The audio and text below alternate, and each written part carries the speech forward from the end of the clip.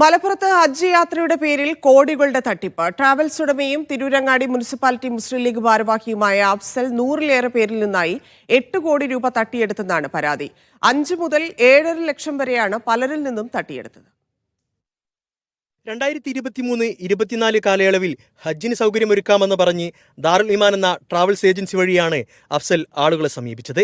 പിന്നാലെ 120-ലധികം പേർ ഇയാളുടെ ട്രാവൽസ് മുഖേന ഹജ്ജിന് പോകാൻ പണം നൽകി. 5.5 ലക്ഷം മുതൽ 7 ലക്ഷം വരെയാണ് ഇവർ ഇയാൾക്ക് നൽകിയത്. ഹജ്ജ് യാത്രയ്ക്ക് സമയമായപ്പോൾ ആളുകൾക്ക് തീയതിയും നൽകി. എന്നാൽ പറഞ്ഞ ദിവസങ്ങളിലൊന്നും ഇവർക്ക് പോകാനായില്ല. പിന്നീട് യാത്ര ക്യാൻസലായി എന്ന് ട്രാവൽസ് ജീവനക്കാർ അറിയിക്കുകയായിരുന്നു. മുസ്ലിം ലീഗിന്റെ തിരൂരങ്ങാടി മുനിസിപ്പാലിറ്റി കമ്മിറ്റി ഭാരവാഹി കൂടിയാണ് അഫ്സൽ. 2-3 പ്രാവശ്യം പേര് മാറ്റിയിട്ട് ഇതുപോലെ ആളുകളെ പല പ്രാവശ്യങ്ങളിൽ ഇപ്പോൾ 2019 ഇതുപോലെ ചെയ്ത് 18 സംഭവിച്ചിട്ടുണ്ട് എന്ന് പറഞ്ഞു. ഇങ്ങനെ 5-10 ആളുകൾ ഇതുപോലെ അവൻ ചതിച്ചിരുന്നു.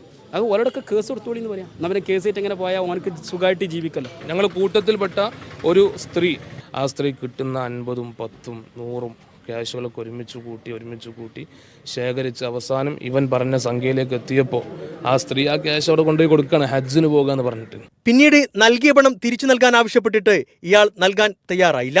പോലീസിൽ പരാതി നൽകിയിട്ടും തുടർ നടപടി ഉണ്ടാകുന്നില്ല എന്ന ആക്ഷേപവുമുണ്ട്. പണം ആവശ്യപ്പെട്ട് പണം ലഭിക്കാനുള്ള 50-ലധികം പേർ അഫ്സലിന്റെ വീട്ടിലേക്ക് കഴിഞ്ഞ ദിവസം മാർച്ച് നടത്തിയിരുന്നു. ഈ വർഷം സർക്കാർ മുഖേനയും മറ്റു ട്രാവൽസ് ഏജൻസി മുഖേനയും ഹജ്ജിന് പോകുന്നവർ പണം ലഭിക്കാനുള്ളവരുടെ കൂട്ടത്തിലുണ്ട്. പണം ലഭിക്കാതെ വന്നതോടെ ഇവരും പ്രതിസന്ധിയിലായി.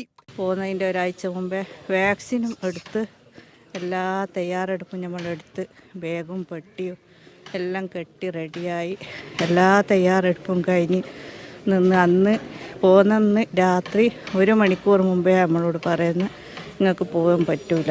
മീഡിയ 1 തിരൂർ.